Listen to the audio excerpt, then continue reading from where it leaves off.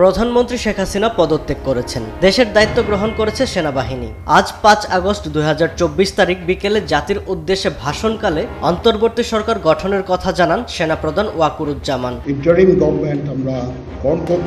সেনাবাহিনীর সহায়তায় গঠিত অন্তর্বর্তী এই সরকারে দেশের স্বনামধন্য যে ১০ জন ব্যক্তির নাম শোনা যাচ্ছে তারা হলেন ডক্টর সলিমুল্লাহ খান, ডক্টর আসিফ নজরুল, বিচারপতি অবসরপ্রাপ্ত আব্দুল ওয়াহাব মিয়া, জেনারেল অবসরপ্রাপ্ত ইকবাল করিম ভূঁইয়া, মেজর জেনারেল অবসরপ্রাপ্ত Syed Iftekhar Uddin, doctor Debapriya Bhattacharya, Matiur Rahman Chowdhury, brigadier general অবসরপ্রাপ্ত এম শাখাওয়াত হোসেন, ডক্টর হোসেন জিল্লুর রহমান এবং বিচারপতি অবসরপ্রাপ্ত এম এ মতিন।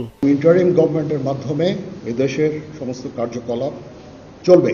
আমরা এখন মহামান্য রাষ্ট্রপতির কাছে যাব, যে এই ইন্টারিম গভর্নমেন্ট ফর্মের ব্যাপারে ওনার সাথে আলাপ আলোচনা করে আমরা একটা ইন্টারিম গভর্নমেন্ট ফর্ম করে দেশ পরিচালনা করব।